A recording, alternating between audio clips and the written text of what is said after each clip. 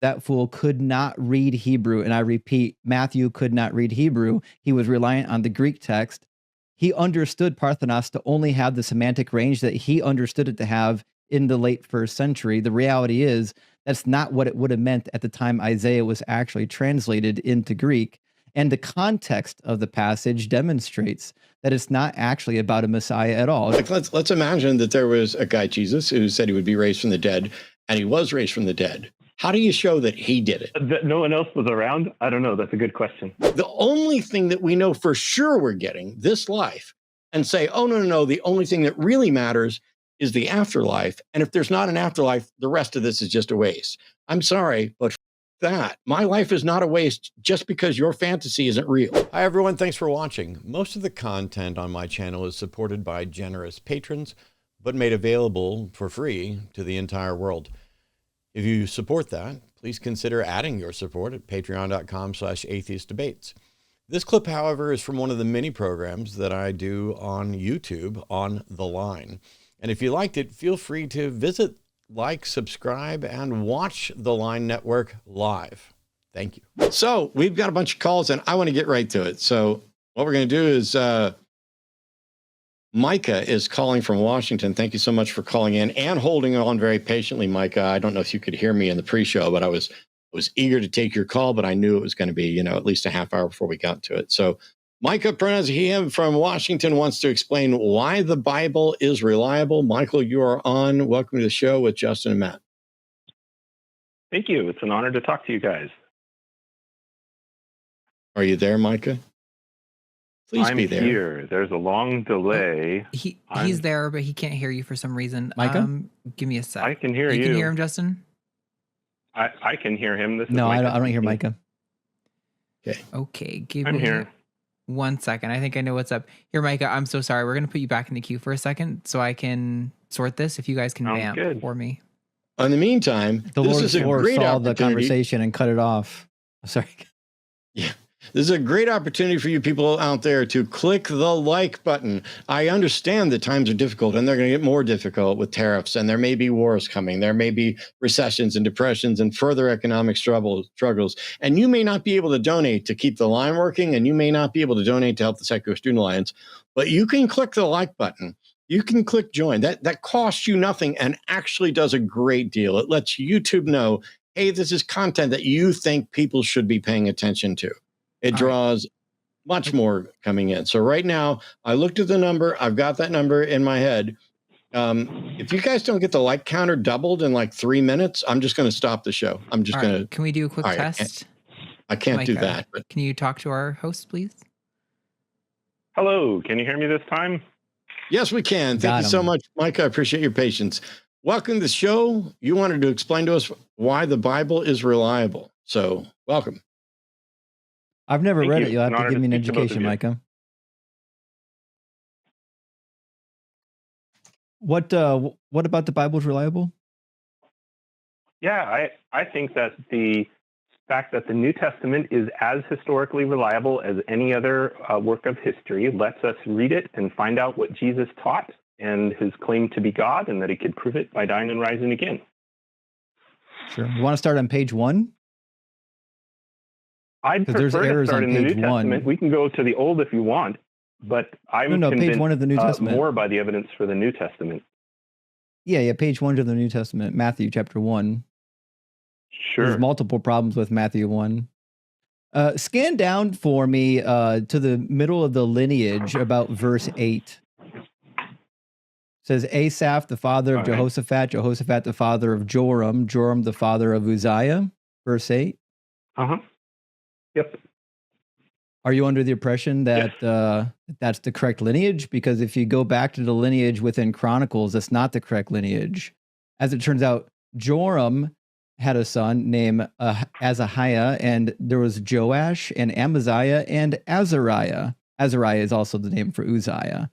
He just left out 3 names. Yeah. Was he drunk that day? Matthew.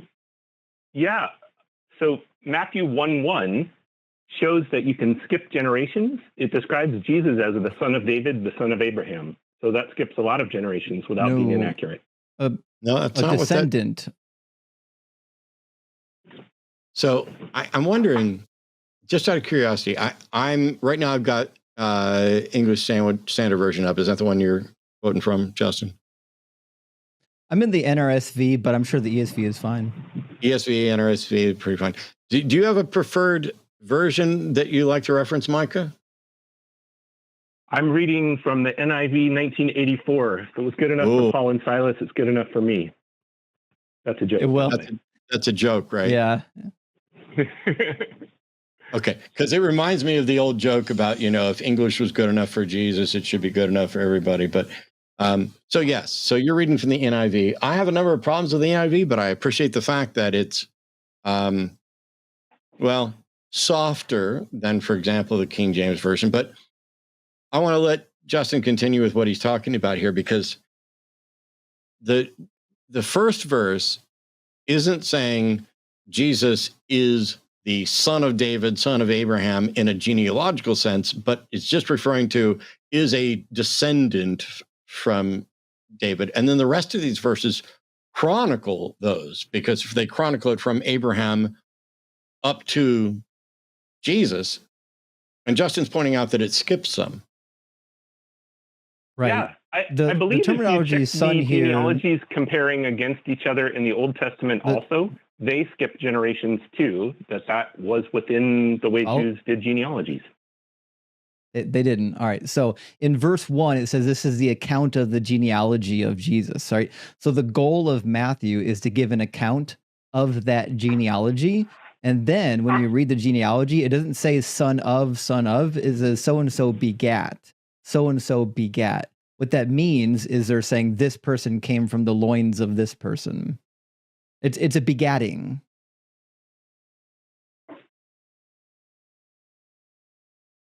But Joram did not begat Uzziah.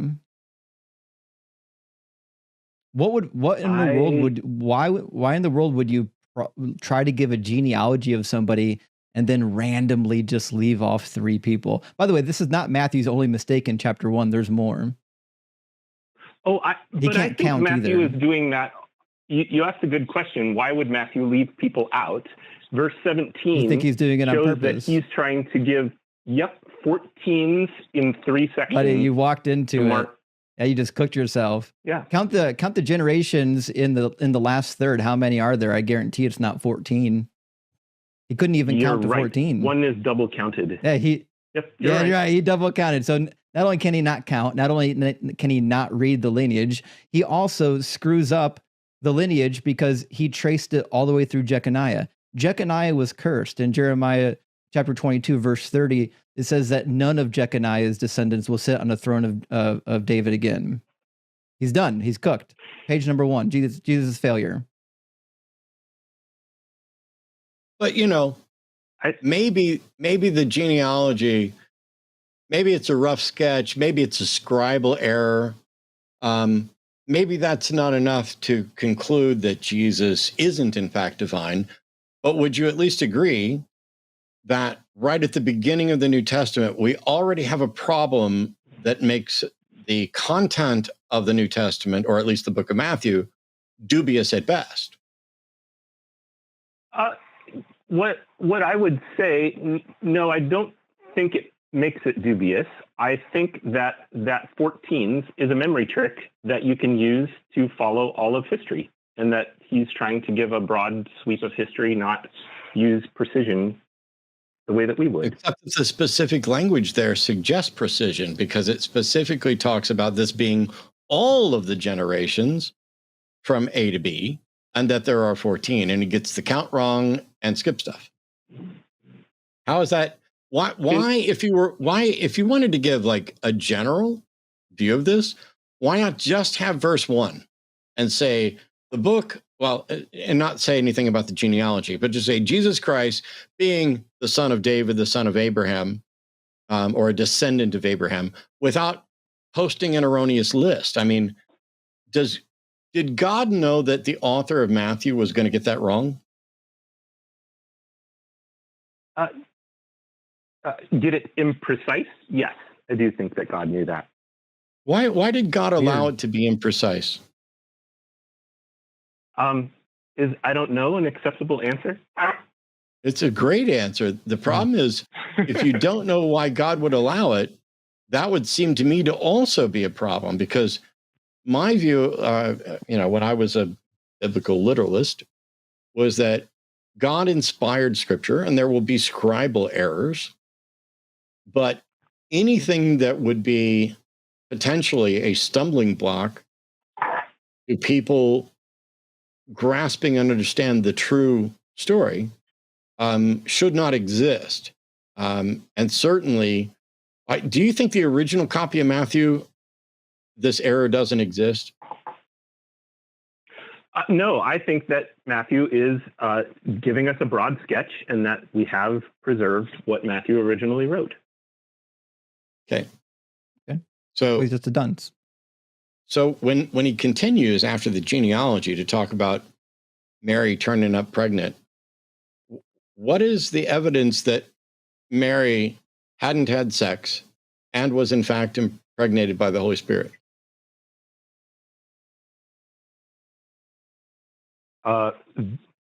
There isn't evidence given in the text. We're only told the story. And Joseph didn't believe it in advance either. Yeah. Do we have anything beyond the Bible for any of these stories? No. Okay. So my understanding, and I'm gonna back off and take a breath, but I just want to make sure we're on the same page. And I really appreciate this, Micah. Sorry. Michael is both my dad and my nephew's name, so I'm going to slip once or twice. My apologies. So you're saying that you find the New Testament largely reliable, despite errors from the first page and despite external confirming evidence for its claims? I would use different words for each of those two things, but yes. Okay. Do you understand why I don't? Yes. Yeah, cool. I do. Justin? All right. I mean, we're still in Matthew 1. You want to go to the next problem in Matthew? Sure. Sure. The other thing is that Jesus' death and resurrection is more compelling to me than his birth and etc. part of the story. Okay. You can keep going chronologically I'm sure we'll if get you there. want, or if you want to skip there. I'm pretty sure we'll get there, but I want to make sure Justin hits this. Yeah, I don't have a curfew. Yeah, we can get to that next.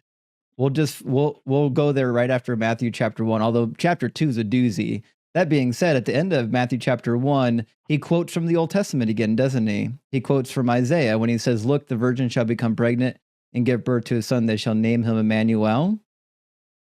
And that supposedly is the prophecy that's being fulfilled. But when I read Isaiah, there's nothing in there about a virgin birth. Why is that? Because the Old Testament was translated from Hebrew to Greek, and Matthew is quoting from the Greek translation. That's right. And why doesn't the Hebrew and the Greek match? Because the Greek word is more precise. The Hebrew word can mean any young maiden, and the Greek word can only mean a virgin. It shows that the Jews who translated it believed that's what their word meant in the original. Nope, that's not what that means. Actually, what happened is at the time Isaiah was translated from Hebrew to Greek, Parthenos could be used of a non-virgin. We see that in Genesis 34, speaking of Dinah, after she's already been raped by Shechem in the Greek Septuagint, it lists her after that fact as a Parthenos. We see it in the writings of Homer. Parthenos is used multiple times to refer to women who already have children. The reality is the semantic range of Parthenos narrowed closer to the time of Matthew. So when Matthew was reading the Greek Septuagint, because that fool could not read Hebrew, and I repeat, Matthew could not read Hebrew, he was reliant on the Greek text. He understood Parthenos to only have the semantic range that he understood it to have in the late first century. The reality is that's not what it would have meant at the time Isaiah was actually translated into Greek. And the context of the passage demonstrates that it's not actually about a Messiah at all. It's about a child born during the reign of King Ahaz. And before that child is old enough to know right from wrong, the two kings that are attacking King Ahaz, their two kingdoms are going to be laid waste. So it's a prophecy for about 13 years during the reign of King Ahaz. It's about King Ahaz's war against Pekah and Rezin. Yeah, in Isaiah 7, that is the original context of the verse that Matthew is applying to Jesus. You're right. Mm-hmm. Okay, so if the original context of the prophecy is about the two kingdoms attacking the Judeans, and the prophecy comes true in chapter 8, which it does, if you read chapter 8, the king of Assyria comes down like a flood of water and destroys the two northern kingdoms, just as the prophecy foretold, then the prophecy was completed 725 years before Jesus. I have no reason to think that Jesus is remotely related to this, virgin or not. Isaiah 9 is the reason that I think it's not fully fulfilled by the child back in Isaiah 7 and 8, where it talks about a child. No, you don't want to do born Isaiah 9. Okay, well, we can do Isaiah 9. Yeah, is a child has been born to us, a child has been given to us, is that future tense or past tense? And keep in mind, the correct answer is past tense, and there's no such thing as a prophetic perfect. Yeah, it's past tense. Okay, so the child was already born. This is obviously a prophecy for the new king Hezekiah, right? So in the ancient Near East, when there was a new succession that was born, and it was clear that the child was going to actually survive, and it was established that they would be the next in line, you have all these really interesting prophecies that were penned. We find them in Egypt. We find them all throughout the ancient Near East. And the reality is, one thing that you do is you give this next king a bunch of theophoric names, all kinds of names. In fact, this is one of the reasons why most scholars believed for a long time that Egyptians thought that the pharaoh was a god, because of the theophoric throne names that were given to him. But the reality is, the theophoric names aren't necessarily describing the king itself. They're describing typically the relationship between the god and the king, because God chooses the king. So the child was born in the middle of the Assyrian conquest. Isaiah chapter 9 is about that lull in the Assyrian conquest between the first siege and the last siege. There's a period of about 15 years where they had peace and quiet before the Assyrians came in again and destroyed what was left of the northern 10 tribes. This was a prophecy around the same time Hezekiah would have been born, about Hezekiah. And obviously it's preserved because Hezekiah was known as a great king who led reforms within Israel and even held off the Assyrians. Yeah, and tense, sitting man. on David's throne, and David and his line are called sons of God in the Old Testament. So that I can see that connection there. Yeah, and Jesus never sat on that throne once. He didn't rule for a single minute within Israel. That's true, but like David was anointed as the Christ and was called that between the time he was anointed and began to reign, that's how I think the title Christ is used of Jesus, as the rightful one who should be reigning. Right, but Jesus was never even anointed. Christ just means anointed in Greek. It's similar to Mashiach in Hebrew. And he wasn't even anointed. The only anointing he ever received was prior to his crucifixion by the woman with the jar of nard, and he says, "This is in lieu of my anointing for the burial." So the reality is, he was never even anointed in the first place. Like, you have to go to this spiritualized idea of anointing, like, well, he was anointed by God, like that even means anything. His baptism is described as an anointing in Luke 4, quoting from Isaiah 61. Whether you accept that or not, that's what the New Testament is talking about as his anointing is his baptism. I'm sure. I love Luke. Luke 4 is one of my favorite, because in Luke 4, he's in the synagogue, right? And he reads from the scroll of Isaiah, chapter 61, verse 1, right? Not only does he misquote it, first of all, he's quoting from the Greek again. He doesn't know how to read Hebrew. They wouldn't have been reading a Greek in the synagogue, but that's what we have in the book. And he doesn't even match the Greek. If you compare what Jesus read in Isaiah 61 to the Greek Septuagint, all of our recensions, it doesn't match any of them. Like, Luke is making up new scripture as he goes. Not only that, it's clear. It is abundantly clear that when Jesus said, "Today this scripture has been fulfilled in your hearing," that was a lie.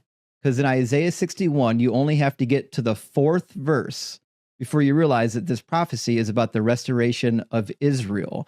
And the anointed person is the one bringing the message of that restoration, probably the prophet himself. which is why it says they shall build up the ancient ruins. They shall raise up the former devastations. They shall repair the ruined cities, the devastations of many generations. But when Jesus was around, the Romans kicked their asses. Nothing got rebuilt. They were devastated in 70, and in the Bar Kokhba revolt under Hadrian, they got decimated. They got chased out of their land. Can I jump in for a second? Because I want to make sure that we get to the death and resurrection, since that's the thing that Micah is most convinced by. But I'd like to try and experiment, and if this fails, I'll shut up again. I want to ask Justin a couple of questions, Micah, and see if you agree with his answer, because I don't know as much about this as Justin does, for sure. So, Sounds good. do we know who translated the Hebrew Old Testament into Greek or Aramaic that Matthew then learned from? You want to go first, Micah? I already know the answer. It was a group of Jews in Egypt who were asked to put the Bible into the library there, if I understand correctly. Well, you're close. The letter of Aristus explains that they wanted a copy of the Torah, not the entire Hebrew Bible, in their own language for the library. So they took 70, some traditions have more than 70, but 70 people who could translate from the Jewish people to translate it. And when they compared it, all 70 translations match, which is wild because none of our translations match in the Greek Septuagint. That's why we've got a critical edition to show you all the differences. But that's the story. That's only for the Torah. We have no idea when the remaining books were translated. That's not part of the legend. The reality is it's clear that they were kind of translated in pieces over time as people had need. Which is why there's you can even find specific dialects. Like one book in the Torah translated into Greek will be a different dialect than another book of the Hebrew Bible translated into Greek. So the other question is, do we have the whole thing in the Dead Sea Scrolls? No, you don't have the Septuagint in the Dead Sea Scrolls. You have almost entirely Old Testament writings there. But the follow-up question that I had, and I may be wrong there, and Justin can correct me in a minute.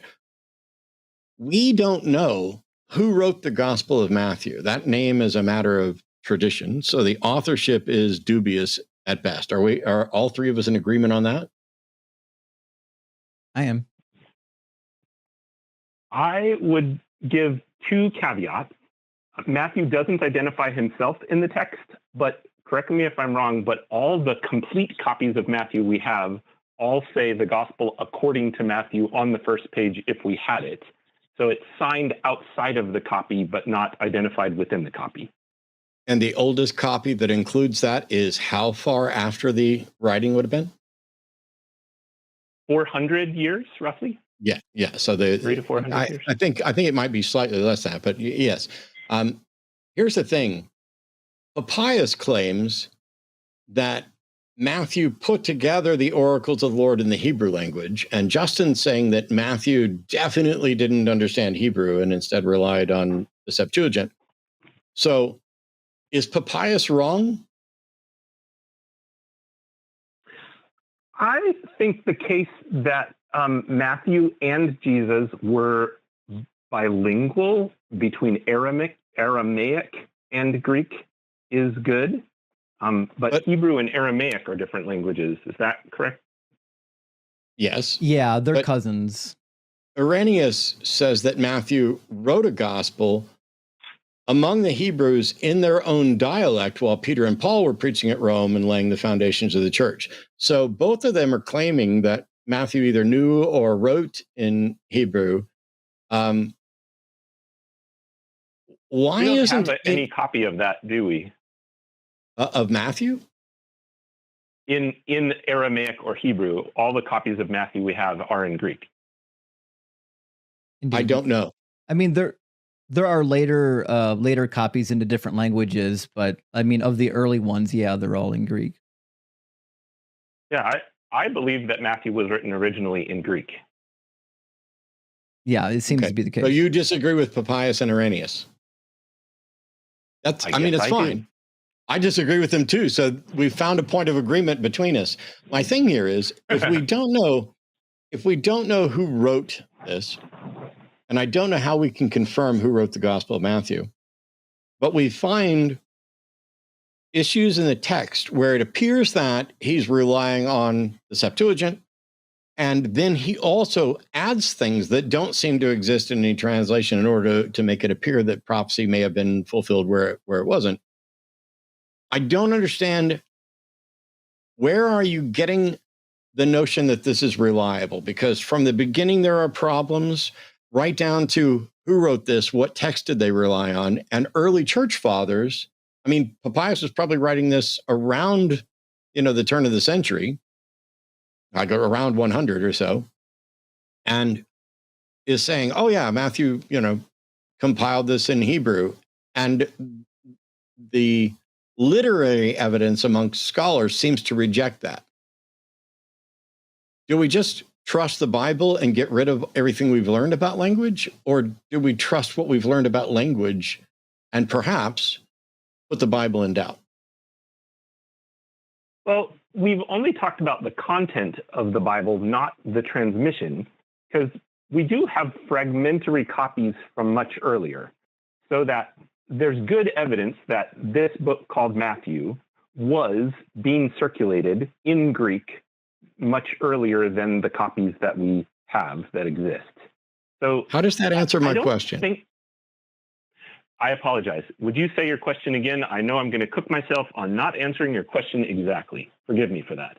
No. I'm in like the best mood I've been in months. The only question is, if we see problems with the text, which model? I'm narrowing you to two choices, and you're free to reject them both and put in a different thing. But to me, it's either we're stuck considering the Bible reliable despite demonstrated unreliability and questions regarding its authorship and source material, or we rely on what we've learned from historians and literary experts and say, there's problems here with Matthew, and that makes the book dubious at best, so we must find additional evidence to confirm that our plain or preferred reading is the one that's correct. Which of those do you lean towards? Relying on the same rules of history for other books. Why? That do we have other history? I'm sorry. I was kind of half done, and that's my fault for pausing. Sorry. When people, no, it's my fault. When people say, oh, we use the same standards that we do for other history books, to me, I find that to be pretty much bullshit, because for other history books, by and large, the existence of the people writing it is irrelevant. Whether Plato's or Socrates were real or not is completely independent from the value of their words, and neither of them are making claims of magical, mystical realms, and neither of them are dying and rising again. And all of those other historical books where there are dying and rising saviors, well, I don't think theists that accept Jesus are going to be viewing those on the same footing. And so to say we view it in the same terms as other historical books seems wrong, because I'm not aware of any other historical book where, even if we assume that the person it's talking about was real, that they did supernatural things like turning water to wine and healing people with mud and walking on water and dying and rising again. We don't tend to accept that from other books, even if they're put in a historical context, do we? That's true. Can you give an example of another book? You did list Plato and his related books, where we know the authors are closer than they are in the New Testament. I understand your question about the content of the New Testament being miraculous, but before talking about that, are there examples of books written closer to the original authors than the New Testament? I can't give you an example, but Justin's, I can't give you an example, but Justin's nodding and may be able to. But I'd like to make the quick point, and then I'll turn it back over to Justin, that doesn't matter, because even if we had confirmation that Matthew was written by the Apostle Matthew and that he was in fact an eyewitness to the events, that in and of itself would not in any way confirm that Matthew's reporting is accurate and that the events occurred as described. It would certainly remove some of the nagging questions that skeptics like myself ask.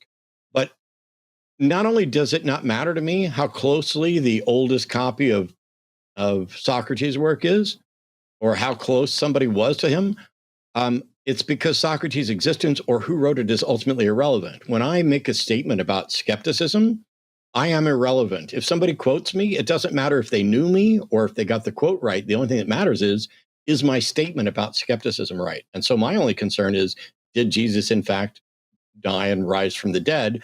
And if he did, what's the best explanation for that? But I think Justin had an example. Yeah, actually, I've got a bunch. So you're probably familiar with the Greek and Roman historians, right? Somewhat. I've read Josephus. Yeah. We've got a bunch of miraculous claims from Josephus, Herodotus, Pliny, Tacitus, Suetonius, Apollonius, Diodorus, Plutarch, so on and so forth. Some of them even including resurrections. Are you familiar with a figure named Aristeas? No. There's a really interesting young man named Aristeas that was famous in the pre-Roman era. He was written about in Book 4 of Herodotus' history, and he died in a fuller's shop. And he subsequently, his body vanished just like Jesus, and then he made appearances to multitudes and multitudes of people. So many so that they actually erected a statue of him and put it next to the statue of Apollos in the village where he was worshipped. And all kinds of historians wrote about this guy, some of them very close to the events that took place. It wasn't until much later that we find people casting a lot of skepticism on whether or not this individual rose from the dead. But like, there's actually quite a few people from the ancient world that like rose from the dead, did miracles and things like that. Like Tacitus Suetonius claimed that Emperor Vespasian healed a blind man by putting spit in his eyes in front of a whole multitude of witnesses. But like, I'm willing to bet you don't take any of these claims seriously. So I'm not sure that you're treating these claims with the same weight you would treat the biblical claims. I apologize. What I was looking for was not an example of a text with miracles in it, but an example of a text that the transmission of that text, we have copies closer to the author than we have of the New Testament. Just straight up historical, transmission. Yeah, I mean, we can look at some of the Roman histories. Like, I don't know what our oldest manuscript of Tacitus and Suetonius are, but I know they're quite archaic. Okay, it's my understanding that the New Testament Gospels are it's easy to prove that we have them in the same condition that they were in the first century as those other old manuscripts. And I know that doesn't prove the content is true. I'm just saying that it seems like using the normal rules of history, they've been transmitted to us as closely as other ancient books. I have to interrupt, Micah. My apologies. Sure. I don't understand why that's relevant when I've already said that even if it was written by a direct eyewitness and we had complete confirmation of it, that wouldn't be relevant to whether or not it's true. And the entire thing that we're supposed to be doing in this call is you called in to explain why the Bible is reliable. And instead, what you seem to be doing is you think the Bible is reliable because it was written close to the time of the events. However, that is not sufficient to conclude that normal events are accurately reported, let alone extraordinary supernatural events. And so if you're going to do this event of saying, oh, I'm looking for examples of other books that were reported, where the events were recorded near the time, why does that make any difference to the reliability of the Bible? It isn't a question of, is the Bible more reliable than Socrates? The question is the Bible sufficiently reliable to conclude that the stories in it are true? That's the issue. That's the skepticism. I agree. Thank you for that clarification. It's a necessary condition that it's copied correctly, but it's not sufficient to show what's true. And we can move on beyond that if you'd like to. Well, it would be a necessary point of whether or not the copies we have are close to the original. I agree. I never said that we have copies that aren't close to the original and that would render it irrelevant. I'm just saying it seems strange to me that God is not protecting his word as his word supposedly says, because you're here arguing, well, we don't have originals and we don't necessarily know who wrote them, and we can't confirm the events from external evidence, but we have good reason to think that these events were reported close, temporally and proximally to the events at hand, and that means the current versions we have are likely to be pretty accurate. And I don't know, Justin might disagree with me. I would agree. I think the Bible that we currently have is pretty close to accurate to what the originals likely say in a number of facets, and it couldn't matter less to me. Okay. Yeah, I actually agree. Even if they were word for word, I don't think it matters. The core of why I still believe it to be true is the fact that it's transmitted correctly. But we can move on beyond that. That isn't the end of it. It's what it says. We should move on. I'll just note, if you pick up a copy of the Greek New Testament, I've got a critical edition here. And at the bottom of each page is a critical apparatus that shows you all the differences between the various manuscripts. Every page, there's dozens and dozens of manuscript variations. And you can look for yourself and see if there are meaningful variations or not meaningful variations. One meaningful variation that you might be interested in is from Mark chapter 1. In Mark chapter 1, he quotes from the wrong prophet. He says that Isaiah says something that Malachi said. And in later manuscripts, hundreds of years later, they actually correct that. There's quite a few differences like that you'll find when you're reading a critical edition. Yeah, and most English translations will have footnotes right on the page that will show those also. It's actually one of the things that I have confidence that Christians aren't trying to hide that, because modern translations have those footnotes, and we'll show you where those issues are. Modern translations only point out the large, some of the ones that are most well known. That's why you have critical editions that point out all of the variations. But that's not important, because it doesn't say anything as to whether or not the contents of the book are true. And the reality is the contents of this book aren't true. Yeah, that we can go to the content if you'd like to again. I'd love to. So before we do that, real quick, I want to make sure we're all on the same page here, because so far this has been great, and I think people are learning a lot, and I'm fat, dumb, and happy. Less fat, less happy, but dumber than I used to be, but not because of you guys. So before we continue down this road, if you guys are watching and you have questions, too bad. This is our opportunity to ask the questions, but you can interact in chat. You can also submit super chats, even though we're not going to be reading them today. But all the super chats today go to the Secular Student Alliance as part of the fundraiser that we're doing this weekend. So Micah and Justin, what I'm hearing right now is we find things about the gospel accounts. Justin and I find them dubious and unclear. And Micah seems to agree that that there are questions and our assessment of them is factual, but he concludes that they're still reliable. And now we're moving on to specific claims about the death and resurrection. And I just want to say in advance, if I were to concede that each of the differing accounts of the crucifixion and resurrection were in fact written by eyewitnesses that got elements of it wrong,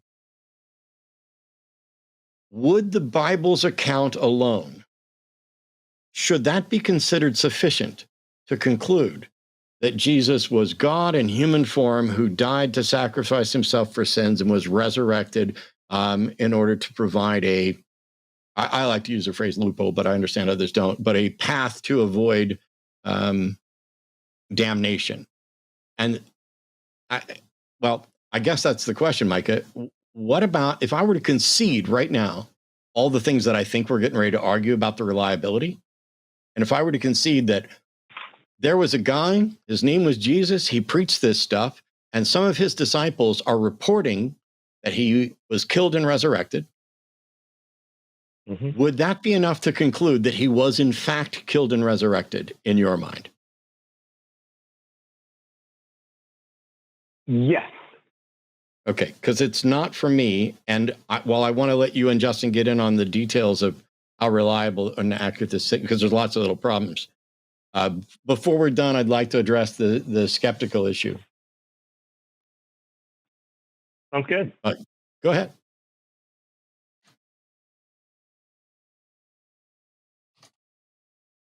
Micah?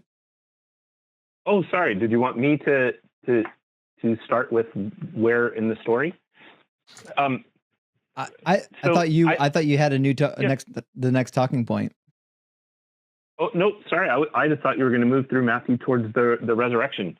The only thing I would say is that I think Jesus set it up so that his whole claim to be God and able to give us eternal life is based on whether or not he could die or rise again. He set it up that way in the New Testament, so that if he didn't die and rise, he's not God, and if he did die and rise, he is. That's what he's claiming about himself. I'm not sure that's meaningful though. Like for example, there are other people that rose from the dead, like Lazarus rose from the dead. He wasn't God, right? I'm not sure that Jesus rising from the dead entails that he is in fact God. In fact, many of the earliest Christians, like the Ebionites, believed in adoptionism, which would be that he was a begotten son of God in the same way David was a begotten son of God in Psalm 2. So I'm not sure that like the theological framework you're working from has to be universally accepted. Okay. How about if someone can raise themselves from the dead while they're dead, then they're at least supernatural in some sense, whether that's an Ebionite demigod or whatever, that the ability to raise one's own self from the dead while being dead is significant. It certainly is significant, but I don't know how you would demonstrate that Jesus had the power to raise that, because like even Romans 10 says otherwise, right? Romans 10, 9 and 10. All three members of the Trinity are described as rising Jesus from the dead at different places in the New Testament. Yeah, so God raised him from the dead. Yeah, because like let's imagine that there was a guy, Jesus, who said he would be raised from the dead, and he was raised from the dead. How do you show that he did it? That no one else was around? I don't know. That's a good question. It's a great question, and there no one else is around is something else that you can't prove or demonstrate, I'll point out. But this notion that somebody else can raise themselves from the dead when dead, in your view of the Trinity, has Jesus ever died? Has God ever died? So by died even for us doesn't mean cease to exist, but cease to be alive on earth. That's what I mean by it. And that's what the evidence shows. The evidence of all the available evidence suggests that when I die, I'm dead. Every single thing that's been attributed to a soul is either an identifiable function of a brain or not identifiably real. The supernatural stuff of, spirits and all that has not yet been confirmed. And the normative things, or the pedestrian things about consciousness and personality and all those things that one would attribute to a soul, I mean, those things are functions of the brain. But the issue is, if God has never died and Jesus did die, then Jesus isn't God. But I'm not going to say that, because I get that there's an equivocation fallacy there possibly with regard to what you're talking about with death. But the reason I raise it is you suggest if someone can raise themselves from the dead while being dead, except that I would think that whichever aspect of the Trinity was responsible for raising Jesus from the dead, it wasn't the dead Jesus. So there's two pieces of that. One piece is that death. You're right. We have a difference of definition of what death is. The other half is that Jesus did say in John 10, I can lay my life down and I can pick it back up. So that's an example where Jesus is claiming to be the one who will raise himself from the dead. Yeah, Micah, I never once asked whether or not Jesus claimed he could raise himself. I've read the Bible too. And while I don't know it nearly as well as seemingly either of you, My question had nothing to do with whether or not Jesus claimed something.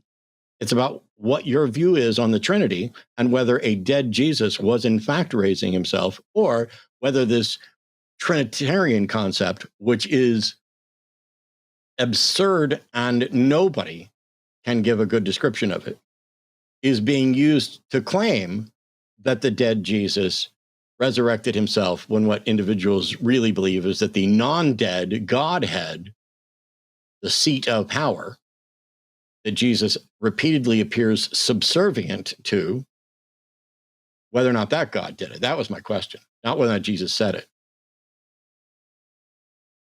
I think Jesus raised himself from the dead is a fair way of saying it. I also believe in the Trinity, so I'm not sure I can pick between those two things, and I apologize for that. No, that's fine. I just wanted clarity.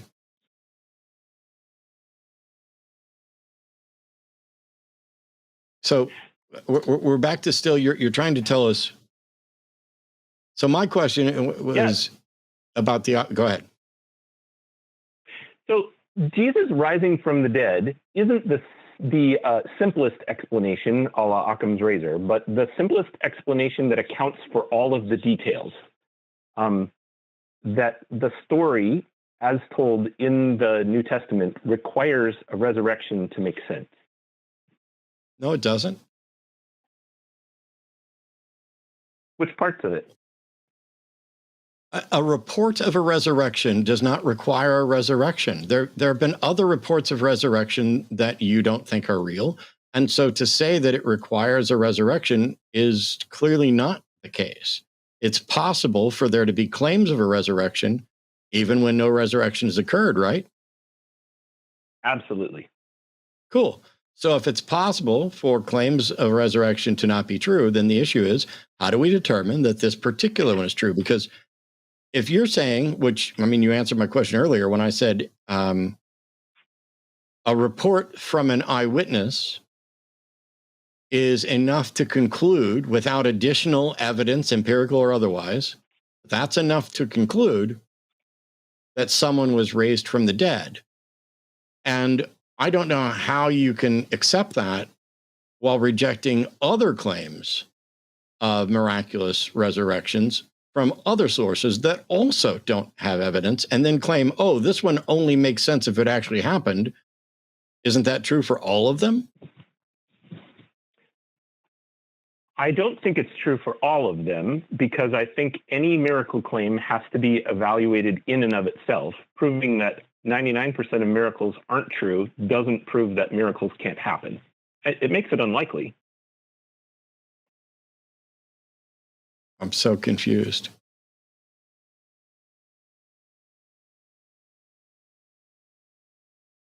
So what's the evidence that Jesus rose from the dead? That all of the not only the disciples eyewitnesses, but the fact that there were guards at the tomb. How do we know that? We don't know any of that to be true. That's if you believe the account, which we obviously don't. Okay. So is there anything that could... That's why I spent so long talking about whether it's been transmitted correctly.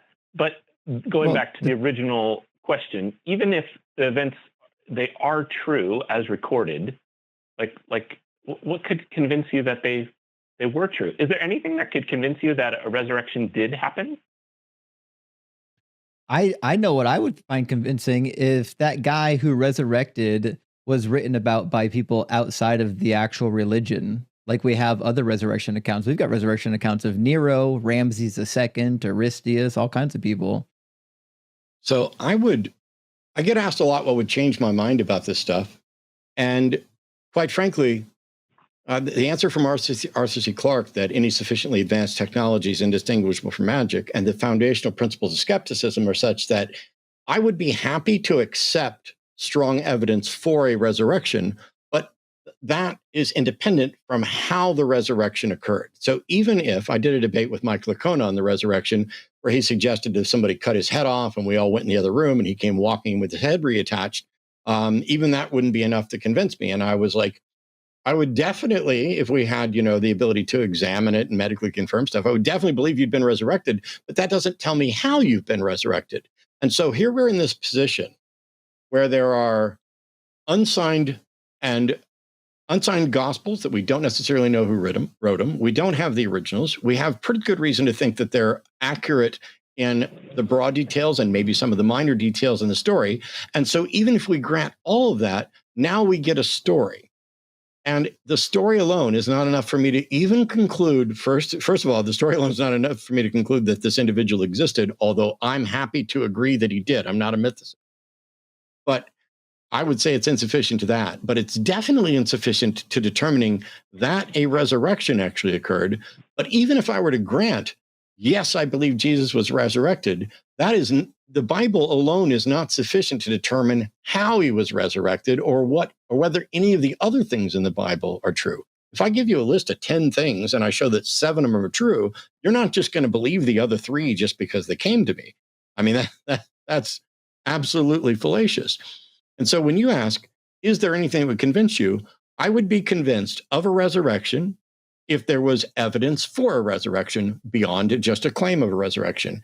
And I would be convinced that Jesus, in some way or another, actually resurrected himself, whether through the Godhead or whatever, if there were actual evidence for that. But all we have is a claim, which you've already acknowledged we cannot justify with anything external. And I find it strange that someone like yourself, who seems well studied on the facts and generally reasonable in acknowledging points, how is it that you can look at this particular package of claims and say, this is good enough to conclude that God is real and raised Jesus from the dead, when you have no ability to investigate any of it and you have no more evidence for it than you have for anything else?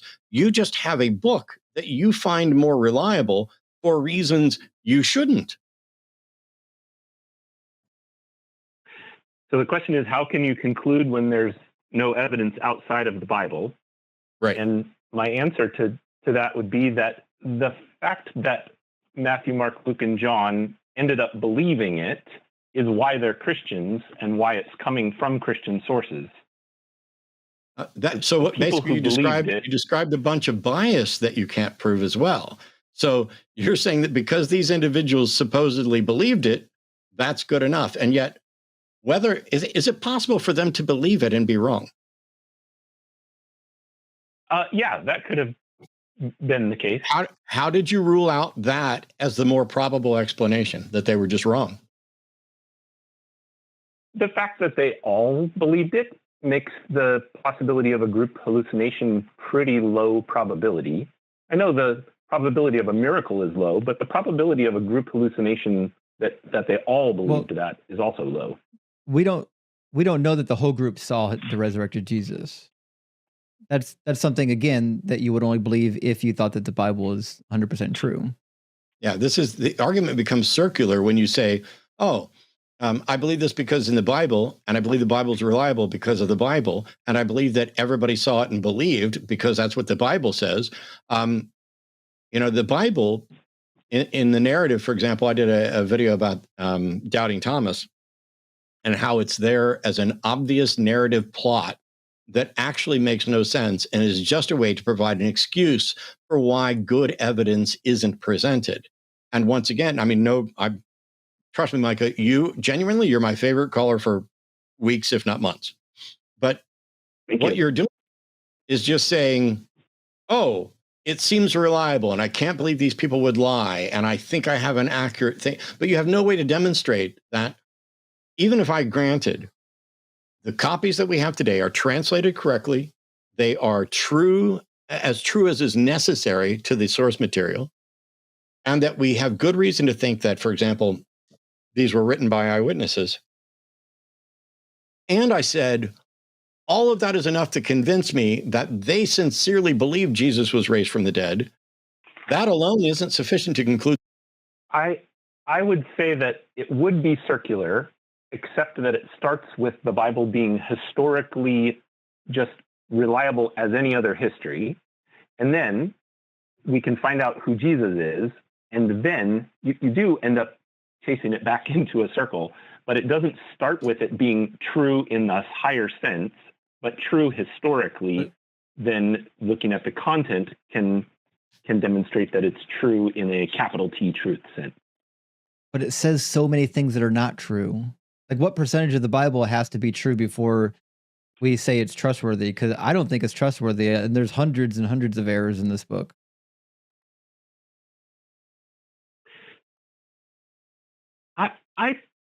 I would say that, like the examples of the genealogy in Matthew, I think that there are reasonable ways of looking at that as an intentional thing Matthew was doing, where he's not lying, but even the original readers have known that there weren't the 14 generations there. They were Jews too. No. They knew how many The original generations reader wouldn't there know that. were. Most Christians don't know that because they're not reading the Bible any more than ancient Jews, where ancient Jews couldn't mostly read. A literacy rate of maybe 7% if you're in a major metropolitan area, but even lower after that. They're not going back. And plus, they were mostly Aramaic. They're not going back to check the Hebrew old scrolls.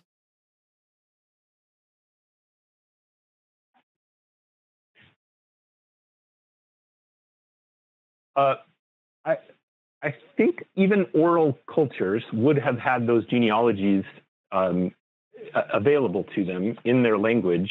They would have noticed the same thing we notice about Matthew, that they were that the 14 generations didn't match up. No, because the people who actually memorized the Hebrew Bible, the people who actually went to school to learn it, and actually trained under rabbis, they wouldn't be reading any of this Greek New Testament nonsense. The Jews rejected Jesus. The message of Jesus was rejected by the Jews, which is why all the New Testament is written in Greek rather than in Aramaic. The writings of the Jews continued on in Hebrew and Aramaic, not in Greek. This is a Gentile religion. Do you think Jews in the first century didn't know Greek and Aramaic? They were under Roman occupation. Don't you think they spoke some Greek to be able to interact with their Roman overlords? Minimal Greek. They're not picking up a Greek text or having Greek dialogues on daily. Certainly they could speak some Greek, but the day-to-day average Jew in the first century would have been speaking Aramaic. There's examples in the New Testament stories of Jesus talking to centurions and other Roman officials that seem to indicate to me that they spoke Greek. And I've lived in South America, and I know that even being illiterate doesn't mean you can't be bilingual. And I think the case that they spoke Aramaic and Greek is high. If you're illiterate, you're not bilingual. Oh, I know lots of illiterate people who are bilingual. Yeah, but I'm sorry. The reality, the fact that you can't write doesn't mean that you can't comprehend. So, my correction. Yeah, right. Yeah, that's what I mean. But the thing is, you can be conversational in something, and I don't necessarily consider you bilingual. But anyway, that doesn't matter. In Matthew, the genealogy is 14 generations. What is the average? How far back can we trace our ancestry lineage right now? I can do 4 generations to my great-grandparents. Yeah. And by and large, if you go to genealogy services, they can get back to the 1500s, which is just shy of or right around 14 generations or so. Do you find it at all remarkable that the Gospel of Matthew, whoever wrote it, had access to that genealogy? And did anybody have any way at the time to verify that that was accurate? Those genealogies come out of 1st and 2nd Kings and 1st and 2nd Chronicles with minor modifications. So anyone with access to the Old Testament in Matthew's day could have put together the genealogy that's there. Except that the people who tried to put together 2 different genealogies in the different Gospels. But the other part of the question was, does anybody have any way of verifying those things are true? Because it seems to me that while you wanted to skip to the New Testament because there are tons of Old Testament problems right from the first chapter of Genesis, you also skipped the fact that genealogy relies on and counts on the Old Testament being reliable. What reason do we have to think that the Old Testament is reliable? The reason I trust the Old Testament is that I trust the New Testament. I don't argue back forward, and that's why. And you trust the New Testament because you trust the Old Testament. How is that not? No, I don't. Absolutely. No, I don't. Literally, when I asked you about that genealogy, you said that they know it because of the Old Testament, and now you're saying you trust the the New Testament because of the Old Testament, and the Old Testament because of the New Testament. What about that is incorrect? I didn't say that I trust it because of the Old Testament, but that if anyone had access to the Old Testament, they could produce the genealogy in Matthew. That's all I was arguing. So we have a genealogy, and you're saying that someone with access to the Old Testament could produce it. And I said, what was the reason that we should consider the Old Testament genealogy reliable? And you said that you believe it because you believe the New Testament. Yeah, if I said that, I apologize. I should not have said that. Okay, that's what I heard. So why do you think the Old Testament genealogy is reliable? Well, maybe you are going to get me to say what you got me to say the first time. Because I believe Jesus rose from the dead, then I am more likely to trust the other pieces of the story that I don't have direct evidence for. And would you acknowledge also that this is a fully circular argument, that you rely on you view the Old Testament as reliable because of your pre-belief on the resurrection of Jesus, which is conditioned on the reliability of the New Testament, which you tie back to the Old Testament? I wouldn't put the Old Testament where you put it in the loop. I'm sorry. I would start with where in the loop should it be put before you'll acknowledge that the loop is a fucking circle? I would say that my initial affirmation of the New Testament is not that it is completely true, but just that it's historically reliable. I'm sorry, did I say anything at all about whether it was completely true? I'm asking about why should we consider the genealogy in Matthew reliable? And the only answer you gave wasn't actually about how reliable it is, but that anybody could have looked at that genealogy in the Old Testament. And I did the natural thing, which assumed you were saying that's how we know the New Testament is reliable. Turns out you don't mean that. And so when I ask why you think the Old Testament genealogy is reliable, it's because you believe that he was resurrected. I'd like to know how that's not a circular argument. Maybe it is. Maybe it is a circle. Cool. Do you care whether or not your beliefs are true more than you care about whether or not they're comforting? Yes. Cool. How would you demonstrate the truth of your beliefs? So for the Old Testament being preserved, don't we have copies from the Dead Sea Scroll that predate the New Testament so that we don't have someone making up the Old Testament out of whole cloth? Micah, I didn't say anything about the Old Testament being preserved. Let's assume for a second that even our best versions of the Old Testament are great preservations. I asked about how you would demonstrate that it's true. Not that it's consistent, not that it's internally consistent. There are plenty of fictional books and world building that goes on where it's internally consistent. And there are plenty of books where the newest copies are almost, if not exactly identical to the originals. I asked about, you said you cared more about whether it's true. I didn't ask anything at all about whether it's consistent to the original. I want to know how you can show it's true. Yeah, you can disagree with what I've said.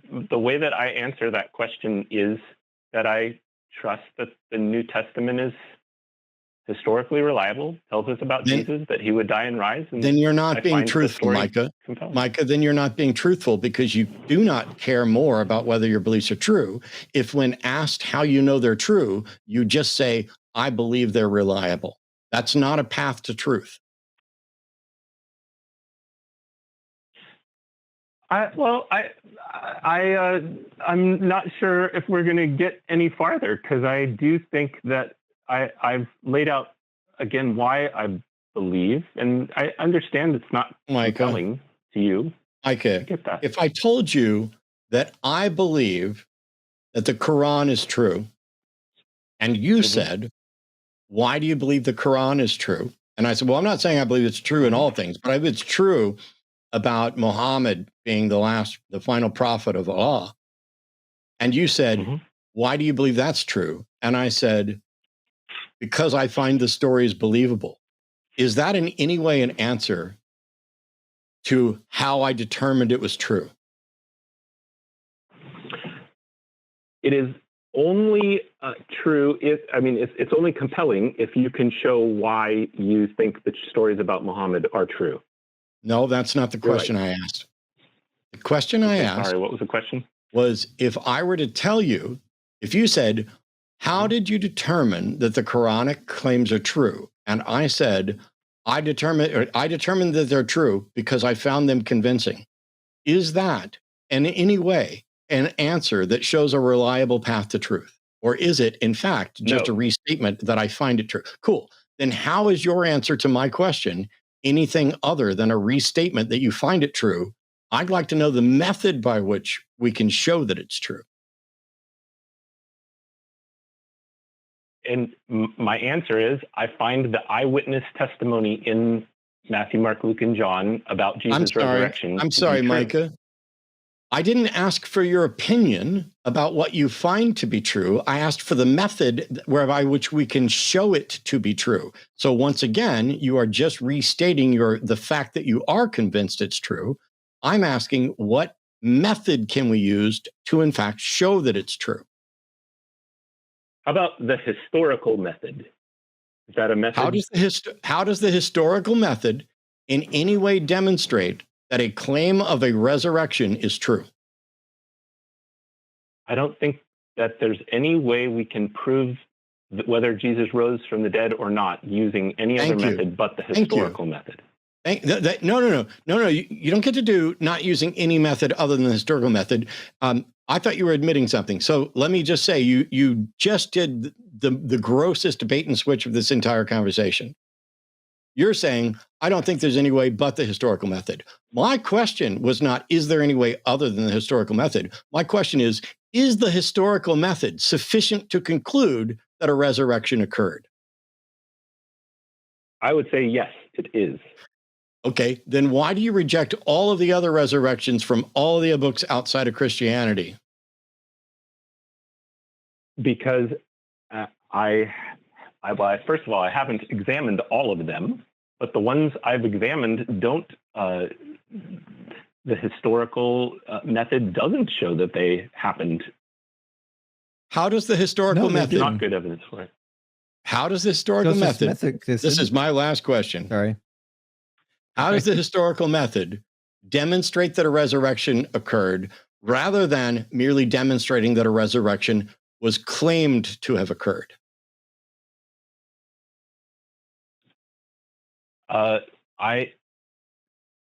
The stories that we have show, I think that's the best explanation for the stories as recorded in Matthew, Mark, Luke, and John. So that's a non-answer. I'm done. So did Joseph Smith receive some golden tablets from the angel Moroni as verified by 11 witnesses? No, I don't. Oh, but it's historical. There are 11 witnesses, and we know Joseph Smith for a fact existed. Yeah.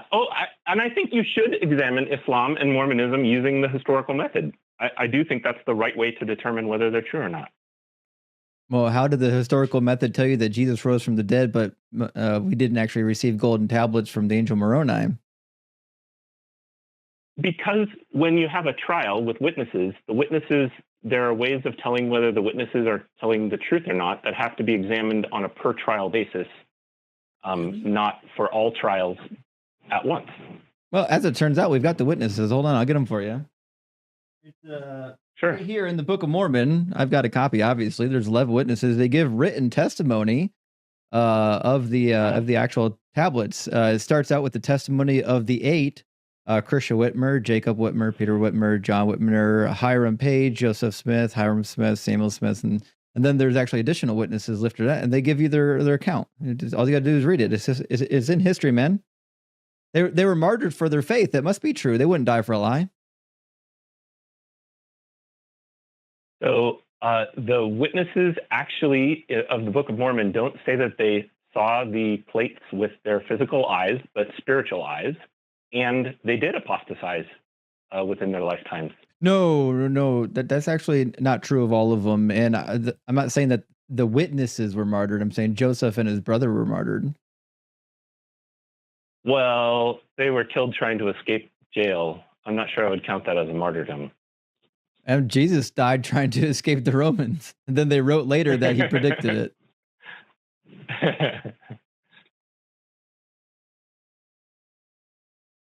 The reality is, I think that we have to examine the story of Joseph Smith and the witnesses on the face of the evidence of those witnesses. No, I don't think you do. I think you should treat the evidence of Joseph Smith the same way you would treat any other mythological evidence and tell it to go away. It's Harry Potter 3:16. It's not valuable for anything. The reality is the Bible makes so many false claims that there's no money on earth that could convince me to believe that the historical method would lead to Jesus Christ resurrecting when that sky carcass didn't fulfill a single messianic prophecy. Zero. None. Not one. The New Testament is nothing but lies about the Old Testament. Hebrews chapter 9 famously says that there was no forgiveness without the shedding of blood. Lie. Huge lie. There's all kinds of forgiveness in the Old Testament without the shedding of blood. Leviticus chapter 5 says you can give a tenth of an ephah of fine flour and get forgiveness for your sin. Jesus didn't have to die for nothing. It's a fictitious story to explain why their chosen Messiah wasn't the Messiah and he actually died. They made up stories saying, well, no, actually he had to die because, and then they listed a whole series of copes. So I think go ahead and answer that, Micah. I'm sorry. Jesus dying and rising is a claim to be able to deal with our death, which ends everything. If there isn't life after death, then the whole conversation we're having ultimately doesn't matter because there is nothing after we die. And it's possible there's nothing after we die. But would you agree? I lied, Micah, because I have a follow-up question, and what you just said is, sorry, but offensively ridiculous. Do you think this life matters whether there's a God or not? No, because if I'm going to die and the sun's going to burn out and the universe will go to the end, the ultimate meaning doesn't exist. So I'm not saying that there is ultimate or intrinsic meaning or anything. Do you think my life matters to me right now, even though I absolutely don't believe there's a God? Yes, I believe you when you say that. Why is that not enough? And why do you pretend that it's useless when even if life ends and it's over, and even if the universe experiences heat death, when I ate lunch today, I'm just going to poop it out. I'm going to use up the substance of that. I'm going to poop it out. That doesn't mean my lunch was a waste. When the car that's in my driveway is eventually going to rust and decay into absolutely nothing, but that doesn't mean it's not useful to me right now. I care about the one and only life I know we're going to get. There is not only no good reason to think that there's an afterlife, there are good reasons to think there is no such thing as an afterlife. And yet you are advocating for religious ideas, and maybe you're one of the fine, upstanding, queer-friendly, Christian-y types, whatever. But it's undeniable that the beliefs of Christianity, Islam, Buddhism, all of these impact the quality of your life now and the decisions you make now and how you treat others and what rights you are willing to grant to others. So you don't get to hand wave away the entirety of existence. The only thing that we know for sure we're getting, this life, and say, oh, no, the only thing that really matters is the afterlife. And if there's not an afterlife, the rest of this is just a waste. I'm sorry, but fuck that. My life is not a waste just because your fantasy isn't real.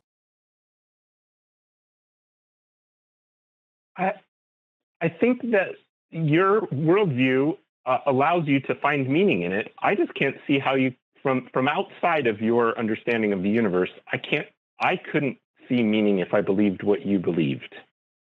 What meaning are you looking for? Do you, if you found out tomorrow that you're wrong and that there is no God, would you want to keep living and exploring and learning in the universe?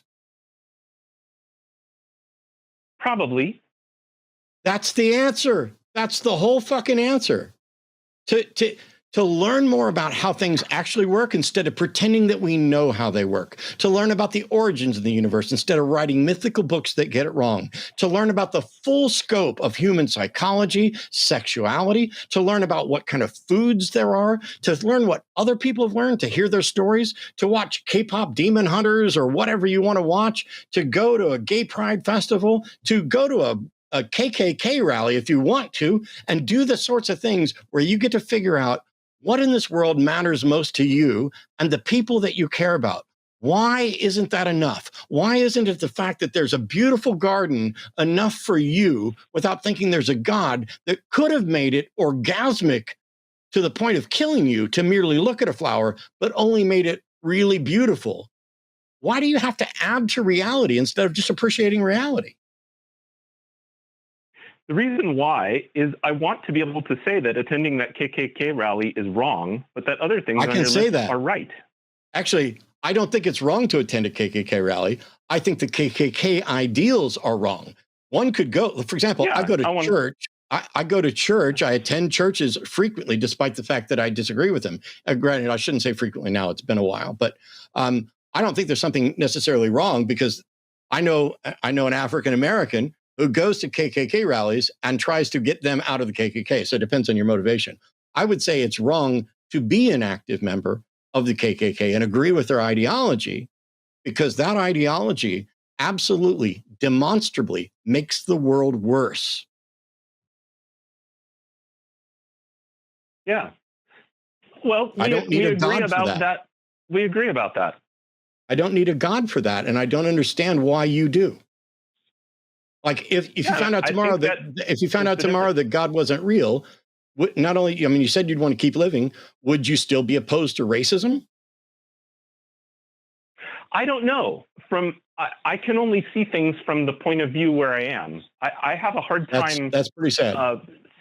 I hope you find a way to get past that. We're gonna have to wrap this call up because I want to get on to other calls as well.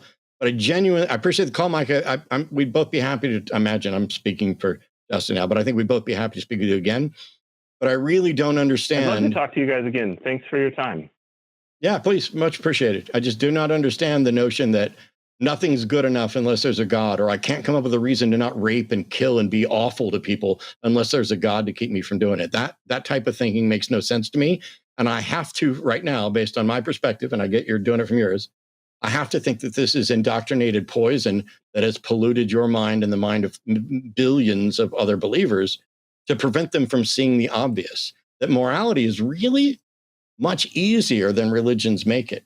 And that is, even if I was purely selfish, even if I only cared about me, it's in my best interest to oppose racism. It's in my best interest to oppose bigotry. It's in my best interest to work together with people. We know this from game theory. We don't need to know it from a God. It doesn't have to be morally wrong from a God on high if it is contrary to a good and productive life that benefits everybody. I don't know why that's not enough, but maybe we'll talk about it next time. Thanks, Micah. Thank you. It's been a pleasure. Have a good one, Micah. Thanks, guys. Cheers. I'll give him that. He was one of the more polite guests that I've seen in a long time. Yeah, it's there's a billion questions. You could have a conversation with somebody like Micah right up until, I don't know, somebody's mind gets changed, if it's likely. Mm-hmm. But if the questions are, oh, what would change your mind? I don't know. But something changed or you think something changed your mind. Tell me what it was. Oh, my mind was changed, or I became convinced when I found the Gospels reliable. Okay, what's the demonstration that they're reliable? Well, they were written close to the events. Okay. I don't know why that makes them reliable. I also don't know how you know. I mean, yes, we know that if, for example, Papias refers to the gospel according to Matthew around 90 to 100 CE, then we can be confident that the gospel he's referring to was written prior to that, although I think Matthew's dated kind of late to like 80, 85 or something, right? Yeah, so that's the thing is Mark is the earliest, and he's typically dated just past 70. And the reality is, if they're all copying from Mark, they had to have come after 70. And even with the quotations we've got from Papias, we don't actually have any writings from him. We've got quotations of him from Eusebius in the 4th century. Is it Papias and you've just been sitting there patiently not correcting me the whole time? It's okay. It happens. No, it's not. I hate being wrong. So it's Papias, right? That's the correct pronunciation? Yeah. I've said it wrong for 20 fucking years. But, you know, a lot of people don't mind, like, even the correct pronunciation of Tacitus is actually Tacitus, but in the West, we just say Tacitus because we soften the C. So, like, you know. I live in Austin, Texas, and Texas, of course, used to be Mexico. And there's quite a few people of Mexican heritage here. And so there are plenty of place names in Austin that are of Spanish origin. Unfortunately, the white folks around here named those places and then pronounced those places the way they wanted to, irrespective. So there's literally a street called Guadalupe instead of Guadalupe. But Guadalupe, there's there's all kinds of streets and things around here that are just like, these are some backwoods Texas folks who are just like, I saw it, I read it wrong the first time, but that's what we're going to call it forever. Welcome to Guadalupe Street. It's wrong, but I'm going to double down. If you enjoyed on the line right here on YouTube. Hi, if you enjoyed that content, you can watch this program and a number of others on the Line Network right here on YouTube. Link below. I don't have anything else. Fuck it.